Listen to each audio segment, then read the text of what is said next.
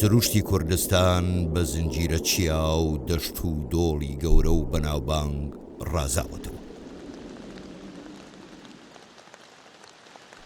دیمەنی ئەم جوگرافیایە بە پێی وەرزەکانی ساڵ ڕەنگی خۆی دەگۆڕێت.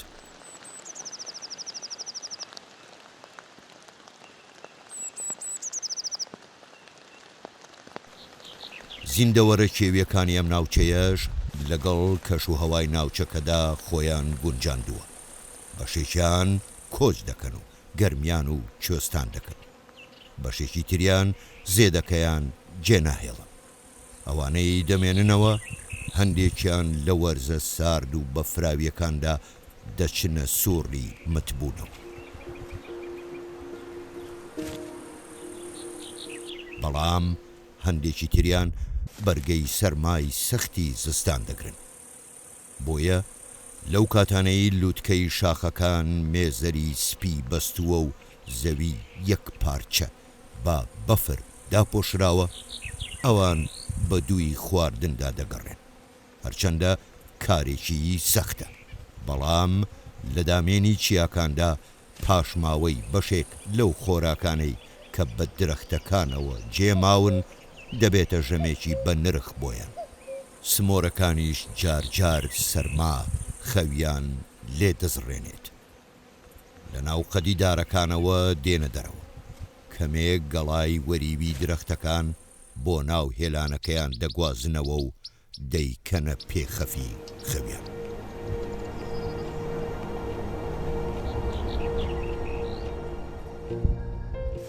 تێپەڕبوونی کات مەرجی زستان نزیک دەکاتەوە و مزجێنی ژیانێکی نوێ و بەهارێکی نوێ بە جانەوەرەکان دەدات.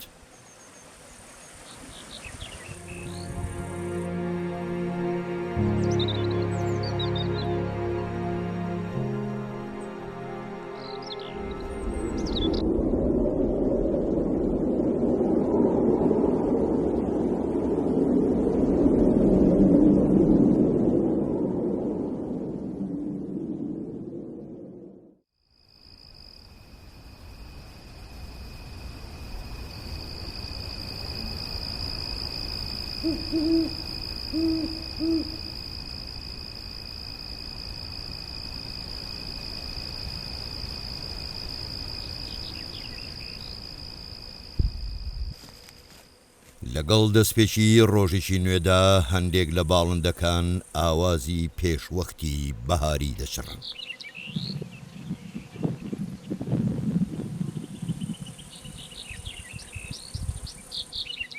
سمۆرەکانیش لە خەوی زستان بەخەبەر دێن و وەرزی جوودبوون دەست پێ دەکات.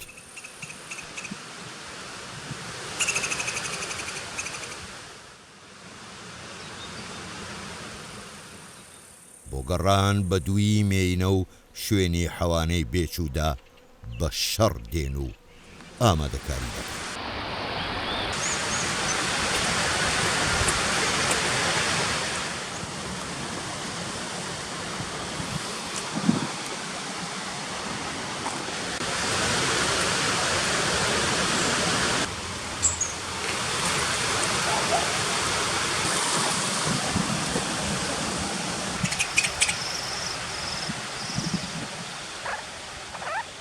بەرەودامێنی شاخەکان بەڕێدەکەوین و بەدووی جۆرێک لە قوڵتەدا دەگەڕێن.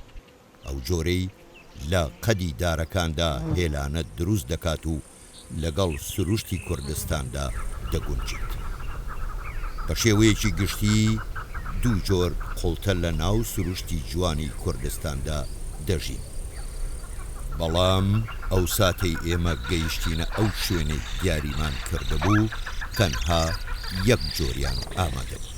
ئەویتریان زیاتر بە هاتنی وەرزی بەهار و سەوزبوونی گژ و جای دەشت و شێوەکان دەردەکەوێت و لە بەرزایی چیاکاندا دەشی.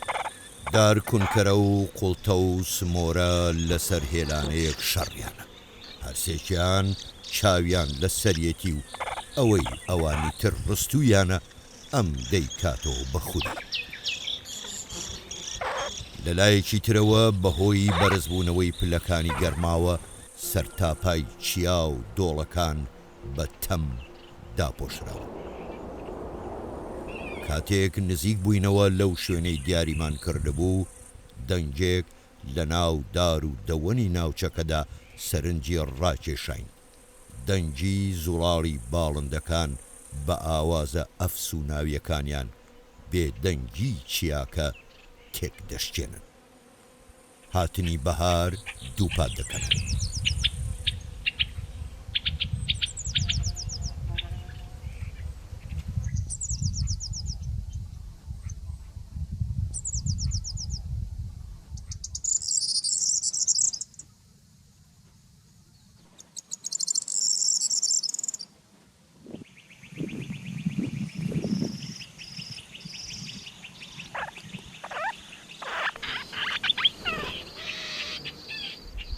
لەناو باڵندەکاندا قوڵتە سەرنجی ئێمەی ڕاکێشاوە. ئەم باڵندەیە دەنگێکی سەرنج ڕاکێش و سروشتی هەیە، لەگەڵەوەشدا خێرا و گرج و گۆڵ.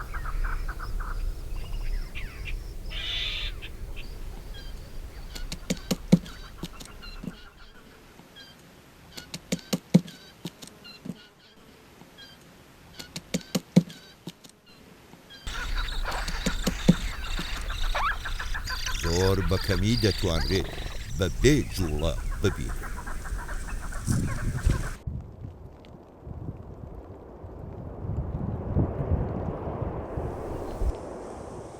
لە پێش ئەوانی ترەوە دەست بە دروستکردنی هێلانەکەی دەکات. سوود لە قوڕ و پاشماوەکانی سروشت وەردەگرێت. لە قەتپاڵی چیاکاندا و لە شوێنە بەرزەکاندا شوێنی هێلانەکەی دیاری دەکات. بەهۆی جوڵەی خێرایی کەمترین کات لە شوێنێکدا دەوەستێت، بۆیە زۆرجار لە ڕێگەی دەنگەکەیەوە دەناسرێتەوە.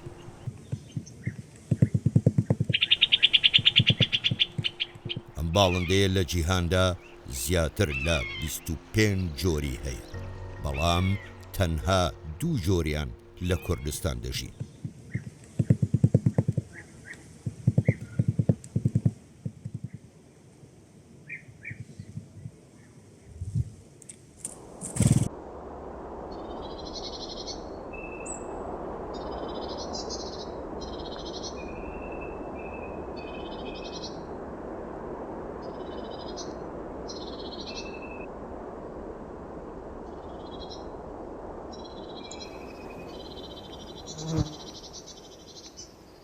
لە دروستکردنی هێلانەدا نێرومێ پێکەوە بەشدارن. بۆ ماوەی 2 هەفتە پێکەوە کار دەکەن. دواتر دایکەکە ئامادە دەبێت بۆ هێلکەدانان. ئەم باڵندەیە 5 بۆ 6 هێلکە دەکات.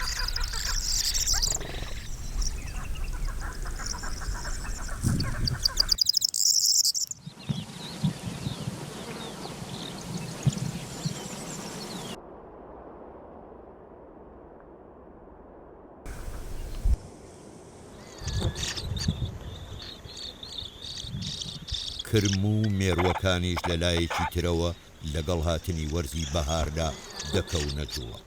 لەناو گەڵا و گوڵی ڕووەکەکاندا دەبینرێت. هەندێک جاریش دەبنە خۆراکی باڵندەکان و بێچووەکانیان پێ بەخێو دەکەن.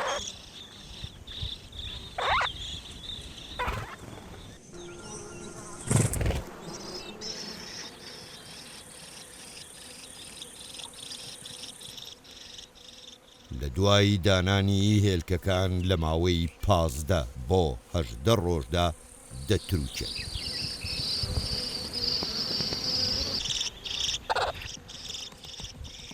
مێینەی قوڵتە لە ماوەی تەمەنیدا تەنها 1 نێرە دەناسێت، بۆیە زۆربەی کات قوڵتەکان بە جووت دەبینرێت.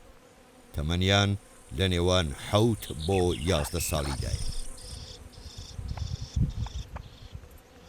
هێندە هێلانەکەی بە جوانی و بەهێزی دروست دەکات کە سەدان هێندەی خۆی قورسایی ناتوانێت هێلانەکەی تێک بشکێنێت.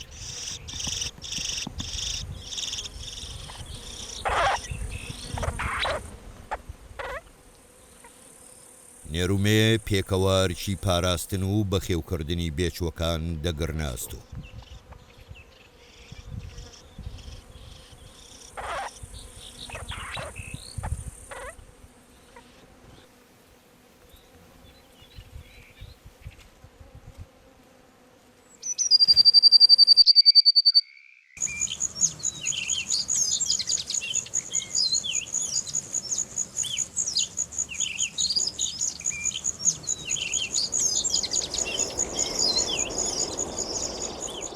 باڵندە و ئاژەڵەکانی تریش هەریەکە و بە شێوازی خۆیان هێلانە دروست دەکەن.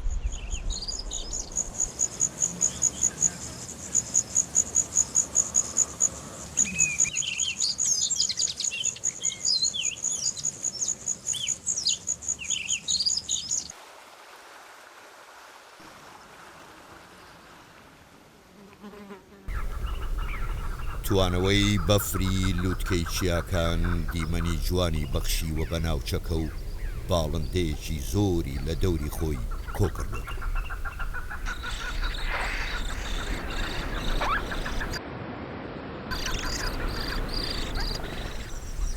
ئەمەش وای کردووە بۆتە لانکەی سەدان زیندەوەر و گیانداری بچێت.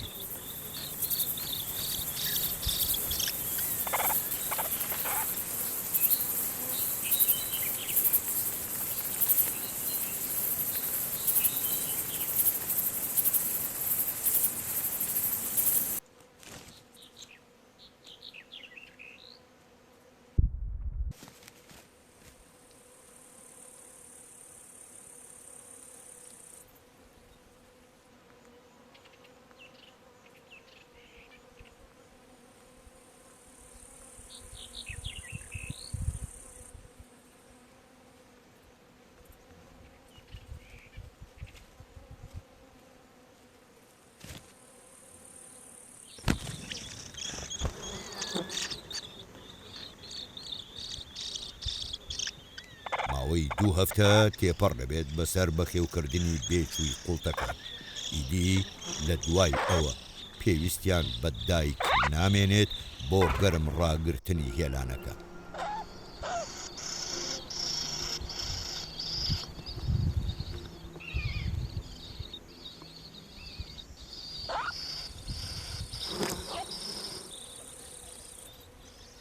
بێچووەکان بۆ ماوەی 1 مانگ بەخێو دەکرێن، دواتر باڵە فڕ دەبن و تێکەڵ بە سروش دەبنەوە.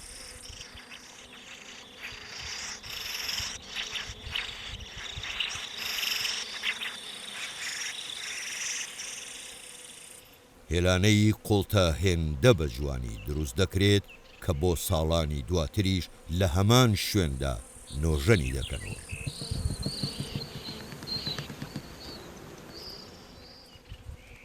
دیمەنەکان هێندە جوانن، دڵ تێر دەکەن، چاوی مرۆڤ مەست دەکەن. لە بەهاردا سروشت دەگاتە ترۆپکی جوانی خۆی. هەموو زیندەوەران و ڕووەکەکان پێکەوە تابلۆکە تەواو دەکەن.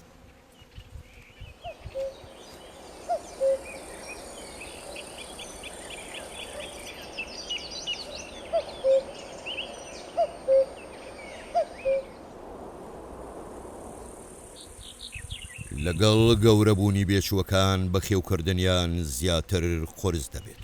بە جۆرێک زیاتر لە جاران نێرومێ لە نزیکی هێلانەکە دەبینرێن بۆ پێدانی خۆراکی پێویست.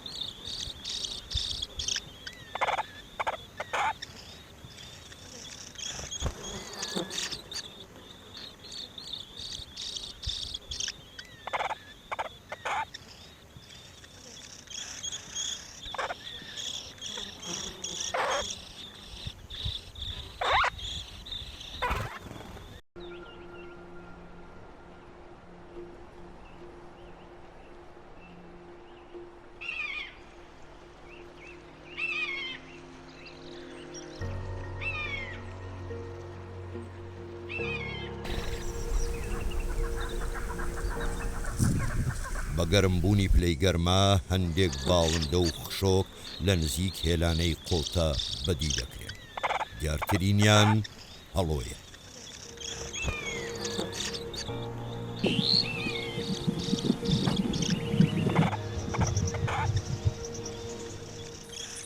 ئەم باڵندەیە بۆتە دراوسێی قوڵتەکان، بەڵام قوڵتە دراوسەیەکی بێزارکەرە و بەردەوام بە دەنگە بەرزەکەی دەچریکێنێت.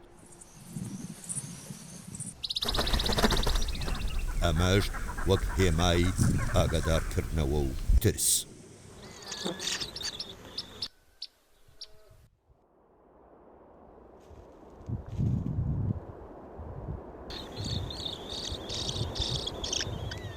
هەڵۆکانی کوردستان 2 بۆ 3 هێلکە دەکەن و بۆ ماوەی مانگێک بەسەر هێلکەکانەوە کڕ دەکەون. خۆراکیان مار و خشۆک و زیندەوەرەکانە.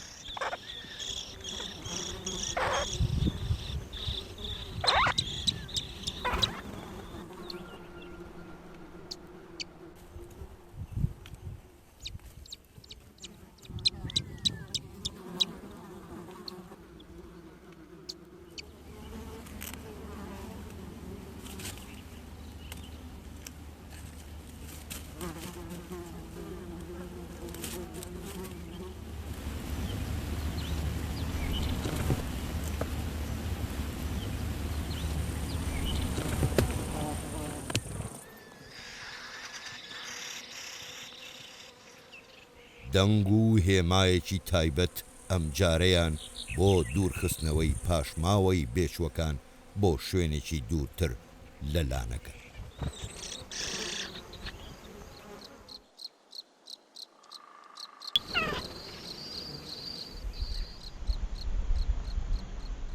هێدی تاریکی باڵی بەسەر چیاکەدا کێشا و لە نێو ئەم تاریکیەدا باڵندەی کوندە پەپ و دەردەکەوێت.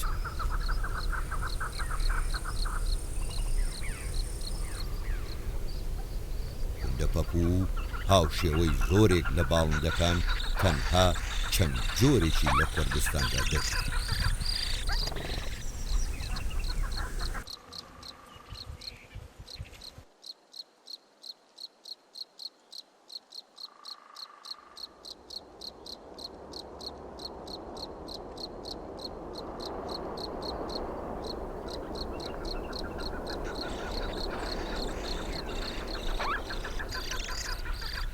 وەرزی هاوینیشدا جۆرە ئاوازێک دەبیستین کە هەرگیز لە کاتەکانی تردا بەرجۆمان ناکەون، بە تایبەت لەسەر لووتکەی چیاکە.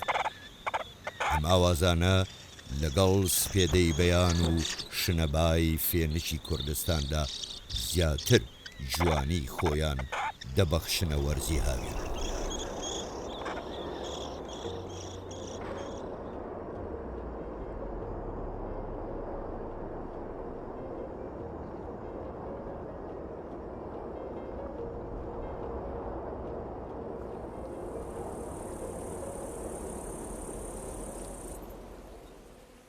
لەگەڵ کەمبوونەوەی ئاو خۆراک ئاژەڵەکان ڕوودەکەنە نزمایی چیاکان، بە تایبەت بەراز و هەندێک جۆری ئاژەڵی تر لەسەر کانیا و جۆگەکاندا ئاو دەخۆنەوە و بەرەو بەرزایی چیاکان دەگەڕێنەوە.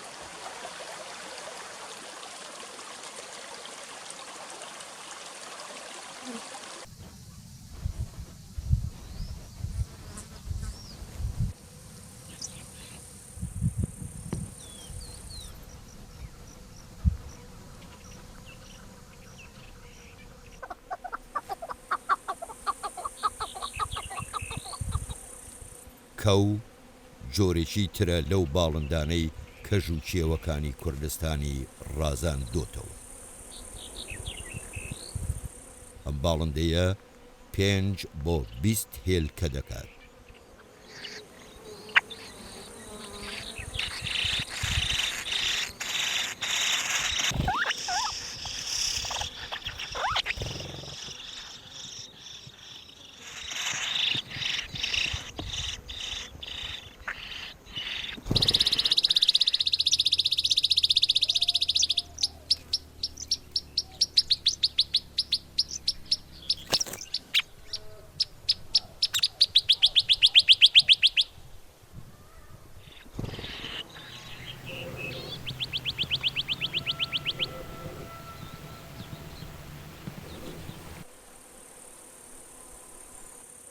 یەکێک لە بێچووەکان بە سەیرکردنی دەرەوەی هێلانەکە وا دیارە دەیەوێت هێلانەکە بەجێ بهێڵێت.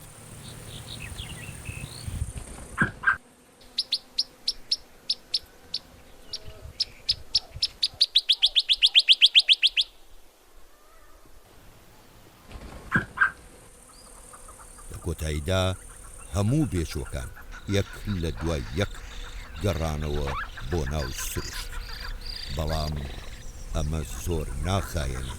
تا ساڵی داهاتوو کە دێیتەوە زۆربەی ئەم باڵندانە ڕاو دەکرێن و بە هۆکاری جیاواز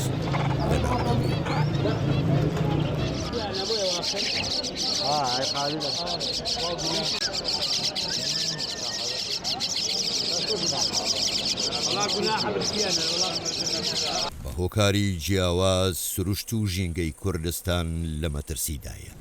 هەر بۆیە هۆشیاری ژینگەیی پێویستیەکی جیهانی نوێیە کە لە ناو پەروەردە و خێزانەکاندا ئەبێت پەری پێ بدرێت.